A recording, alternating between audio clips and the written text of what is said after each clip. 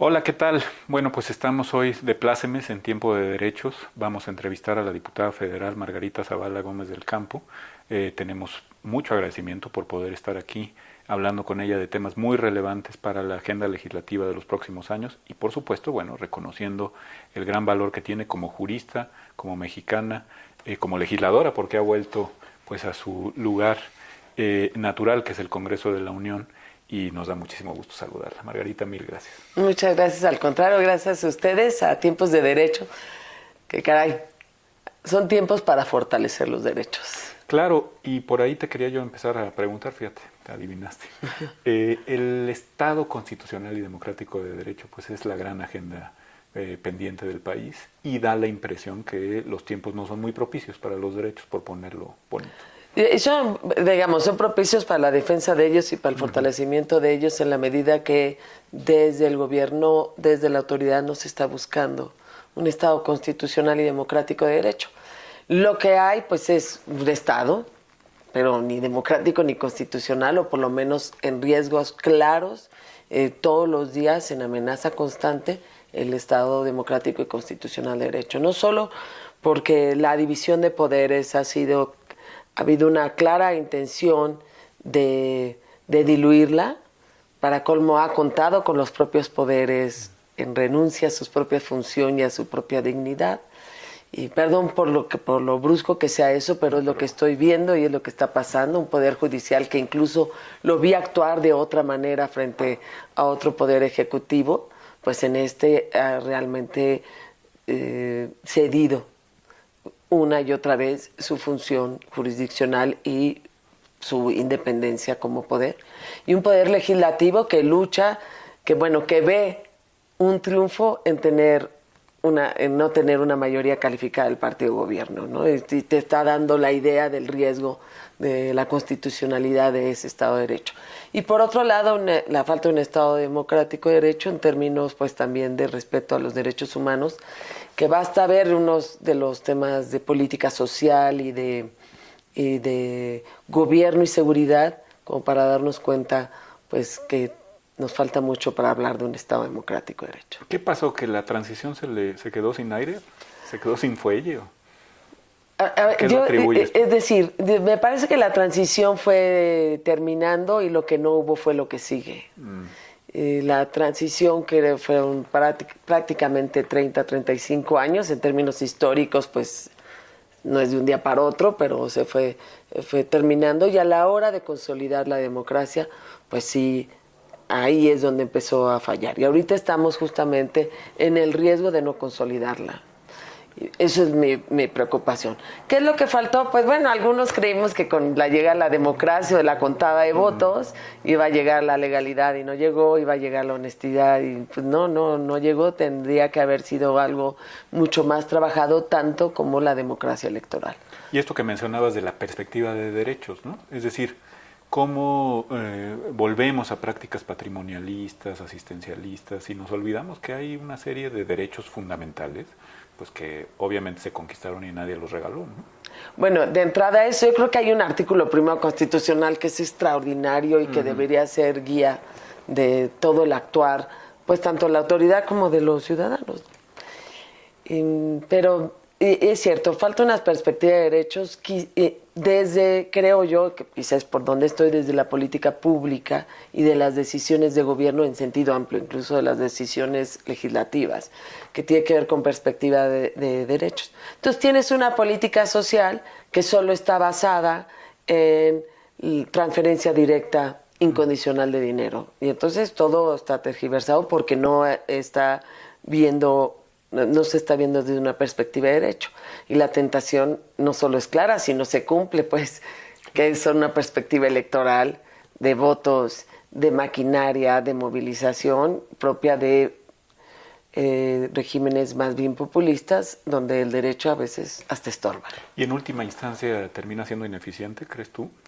Digamos, en el mediano plazo la gente no va a estar mejor por este tipo de transferencias directas. A ver, sin duda, porque estamos hablando, por ejemplo, de derechos humanos. Es decir, la transferencia directa puede ser algo entendible, lo ha habido en todos los gobiernos y me supongo que en gran parte del mundo, pero no puedes de otra forma en muchos aspectos. Exactamente, ¿no? Pero no puede ser tu única política social o que esté basada en ella, porque no está basada exactamente en derechos, sino en urgencias. Y entonces, ¿qué es lo que pasa? Que lo que se empieza a diluir es precisamente los derechos de crecimiento, de desarrollo, de libertad, de iniciativa. Y eso se empieza a diluir y a caer, porque el fin no es regresar los derechos, sino tener una maquinaria electoral en términos políticos encarnada en una sola persona que rompe con división de poderes. Entonces, digamos como dice Ferraioli, cuando esa democracia se convierte solo en una maquinaria de contar votos y esta democracia procedimental pues se encarna en una mayoría, pero esa mayoría en una sola persona, pues en realidad se va rompiendo con todo. Y se rompe con los derechos. En política social es muy claro. Si la única reforma en política social o para terminar la pobreza es nada más elevar a rango constitucional programas que tienen como base la entrega directa de dinero, pues en realidad no estás elevando el derecho a desarrollarte, a salir de la pobreza, a crecer económicamente, a mantener tu casa. Y entonces, por supuesto, rompe con una perspectiva de derecho. Cambias la perspectiva, claro, ¿no? Sí, la perspectiva es otra. Claro. Hablabas de división de poderes y de la función legislativa. Y ahora, pues, hay buenas condiciones, digamos, institucionales para profesionalizarla, ¿no? Me refiero a que hay reelección inmediata, ¿no? Ustedes van a poder estar ahí, más legislaturas. Poco a poco ese contrapeso que se había perdido durante larguísimos años, pues parece que se puede reconfigurar, pero los peligros también están por ahí, ¿no? Peligros autoritarios me refiero. ¿Cómo ves tú la agenda legislativa para esta legislatura y para las que vengan en el futuro próximo? Bueno, yo creo que ahí falta un poco una cultura legislativa hasta de los propios legisladores. Es decir, tenemos que tener claro nuestra función como legisladores, que no es una función administrativa, que no es una función jurisdiccional, y que lo que tienes que hacer es generar el derecho como una fuente. Tenemos además pues, el privilegio o la encomienda de la fuente más importante, que es el proceso legislativo, ¿no? La legislación de la fuente del derecho más importante. Entonces, me parece que ahí falta como la perspectiva de qué derecho tenemos que generar. Por ejemplo, a mí me preocupa la falta de un principio de subsidiariedad en las leyes. ¿Qué quiere decir que la gente... que tratar de regular todo al modo de uno o al modo de no sé quién, o incluso ahora hasta instrucciones de la Corte tenemos para legislar conforme ellos creen, para no tener problemas en sus decisiones. Y no, el derecho es dinámico y desde la fuente formal de la legislación tú tienes que generar la mayor parte de libertades con las restricciones posibles, y donde hay controversia, pues otro poder decidirá. Es un tema ese apasionante, ¿no? Sí, la omisión sí, legislativa, y cada vez parece que hay más intentos de regular cómo ustedes van a regular las cuestiones, ¿no? Y me refiero no solo al Congreso Federal, también a los congresos locales, instrucciones, como bien decías, que se reciben, y que de alguna forma tampoco es que tomen demasiado en cuenta el orden internacional del artículo primero al que te referías, ¿no? Bueno, sí, gran parte de lo hermoso del artículo primero es no solo el tema de la dignidad de la persona, sino también el derecho que entra, ¿no? Que es un derecho convencional. Es maravilloso la combinación de ese artículo, que a mí me gusta mucho, y que el derecho convencional y el derecho internacional, pues sí es algo poco conocido, y me parece que eso las generaciones empiezan, y lo veo en exposiciones de motivos, no en las del presidente de la República, no de la actual, pero lo veo en exposiciones de motivos, lo veo en algunas discusiones que se hacen entre estudiantes, entre barras de abogados, que empieza a ser algo normal integrar el derecho internacional en el derecho interno. Y a mí me parece... muchísimas resistencias antes, ¿no? Muchísimas. A lo mejor sin querer algunos formamos parte de ellas, pero la verdad a mí me gusta muchísimo porque es parte de considerarte en un mundo global. Y eso es fundamental para el derecho, lo es para la política pública, lo es para la economía, pues lo es para el cambio climático y para el medio ambiente. Considerarte parte de una globalidad que tiene que ir respondiendo también a pues, lo que está pasando en el mundo. Mencionabas iniciativas del Ejecutivo. ¿La reforma eléctrica pasa o no pasa? Bueno, para empezar hay que entender que, bueno, hay que, digamos, concebir esta reforma como una reforma estructural, no es solo en la luz, es decir, se refiere a CFE, pero es estructuralmente cambia una parte, pues desde luego económica, pero es de una reforma energética en su parte estructural, ¿no? Generación de energía en general. En general, y entonces sí, bueno, yo desde que leí la iniciativa que fue presentada el viernes 1 de octubre, pues de entrada sí generé una idea muy clara de por qué había que ir en contra. Y habría que ir en contra desde la presentación misma de la exposición de motivos. El primer párrafo está plagado de ideología y empieza a decir, el fin es despojar de bienes que históricamente ha tenido la nación, es decir, va cargada con una ideologización que creo que hace mucho daño en la materia misma y hasta en la vida jurídica de un país. Pero viene de una historia oficial que, digamos, se resiste a morir, ¿no? Sí, claro, y además de los años en los que el presidente, el titular del Poder Ejecutivo estuvo, ¿no? El milagro económico. Sí. ¿No? López Mateos. Sobre, digamos, en esa parte, en condiciones muy distintas del país, hasta en el mundo, hasta en la globalización. En esa época, pues solo algunos pocos hablaban de medio ambiente. Sí, ¿verdad? Y de cambio climático. Y hoy es ineludible. Y ahorita hay un compromiso muy claro y hay un desarrollo de los derechos de tercera generación, de solidaridad, de cuidado del medio ambiente elemental, y yo creo que es algo que tiene que ser ya un principio cada vez que legisla.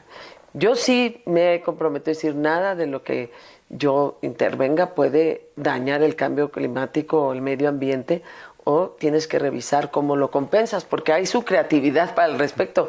Si realmente no es tan difícil más que el respeto al medio ambiente, al combate al cambio climático, y al mismo tiempo pues tenemos ya en este mundo, a estas alturas del siglo, pues la manera de compensar si hay algún daño.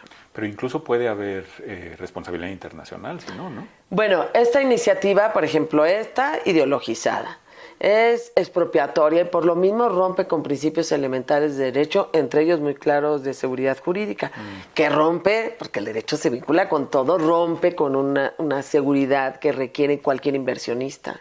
Cualquiera que ve una iniciativa estructural enviada directamente al Poder Ejecutivo, que ve claramente cómo de pronto se cancelan permisos o algo se convierte en ilegal, con base en pura ideologización, pues bueno, genera una incertidumbre que no te permite ninguna inversión a partir de que lo lees. El riesgo soberano se te va a las manos. Sí, por supuesto. Entonces, claro que no. Claro que habría que ir en contra por eso también, ¿no? Pero también es cierto que rompe principios, esos de seguridad, pero pues principios elementales como de juez y parte, ¿no? Sí, porque los órganos reguladores, adiós. Sí, no tiene... Y eso es una concepción hasta de sentido económico y de derecho también. Y parece que...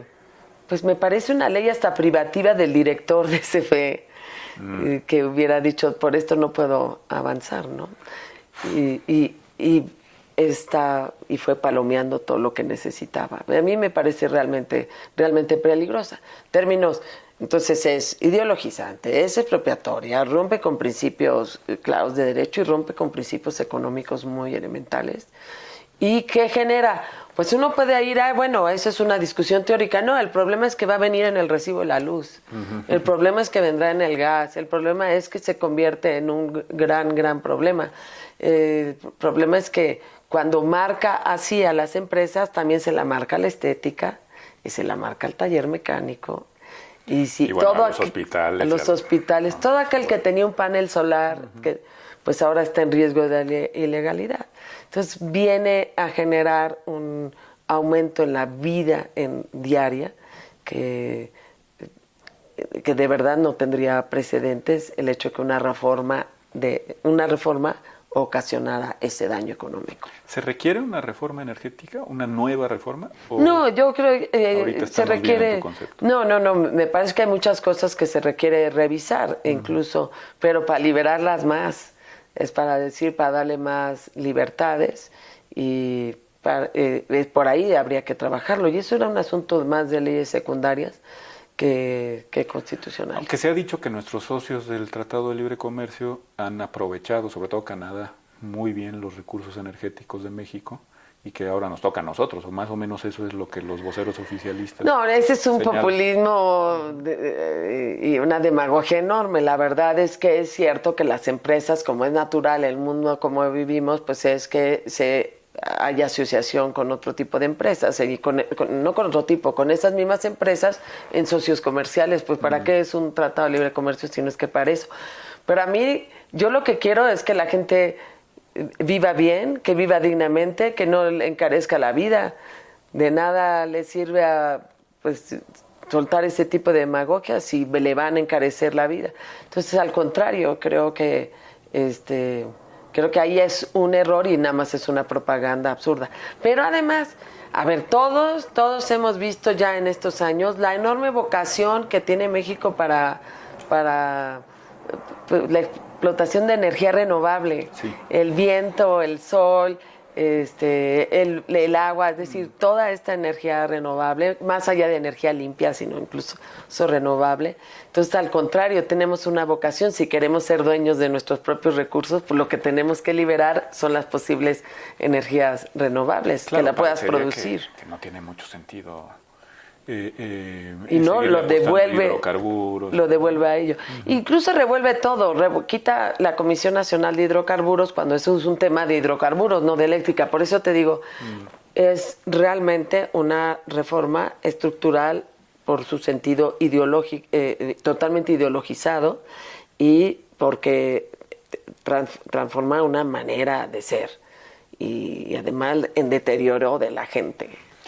Ahora, no puedo dejar de preguntarte esto, pero se ha hablado incluso de que ustedes como legisladoras y legisladores respondan de su voto públicamente. El presidente de la República lo dijo. Y sucede que son no reconvenibles por sus opiniones y mucho menos por sus votos, ¿no? Claro, no lo había visto así, pero es cierto, realmente no tendría por qué el titular del Ejecutivo juzgar mi voto.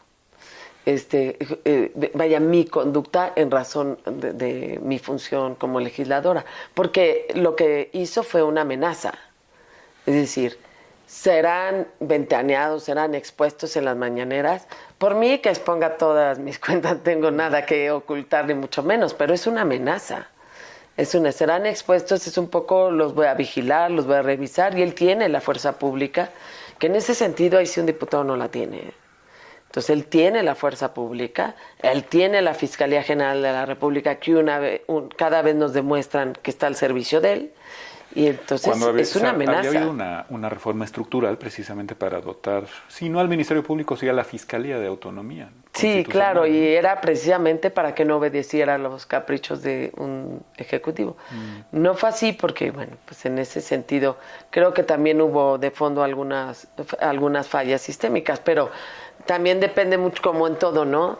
Como decían en la escuela donde estudiamos, depende del honor pues también en los órganos, depende mucho del honor de quien lo lleva. Las personas. De las personas, y eso no se nos puede olvidar. Por eso sí importa quién es presidente, importa quién es fiscal general.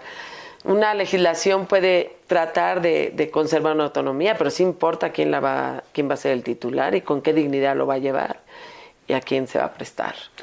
Dignidad, has hablado de una palabra clave, y no solo, digamos, para el ejercicio de determinadas funciones públicas, sino en general como, vamos a decir, una cláusula de apertura y de cierre del razonamiento jurídico. O sea, el Estado mexicano está al servicio de la dignidad de las personas, por lo menos eso dice el quinto párrafo del artículo primero.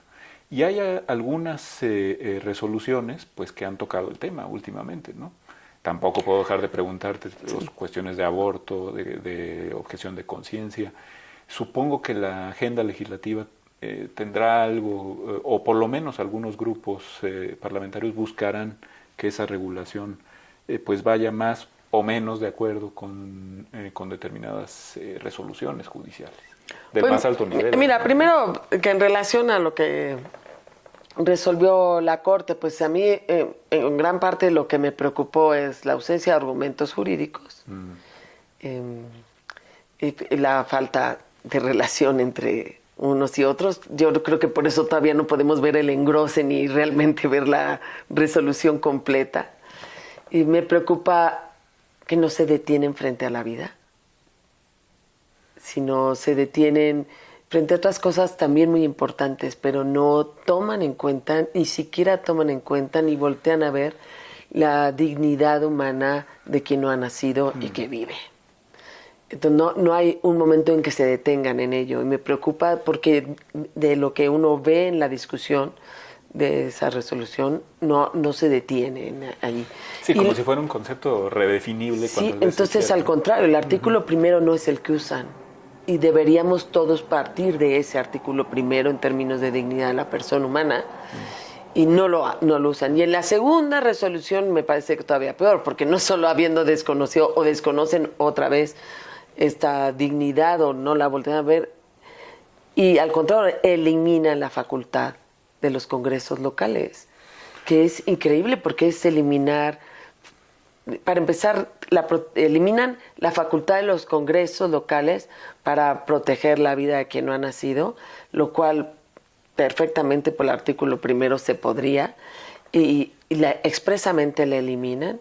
Y la protección a quien no ha nacido, pues no solo es un asunto de tema penal, es enorme y es amplísimo. La eliminan, y entonces uno pregunta, ¿y ahora quién va a proteger al ser que no ha nacido y que vive y que está vivo? Y los congresos locales, pues con las manos un poco atadas, ¿no? Y rompe además, eso por un lado, pero además rompe con un principio federalista, que a mí me parece fundamental. A lo mejor a alguien que no estudia derecho, pues que no le importa tanto el derecho, pues le puede parecer secundario. Para mí no, porque está respondiendo a una constante en los últimos años, que es la aglutinación del poder a costa de los congresos locales.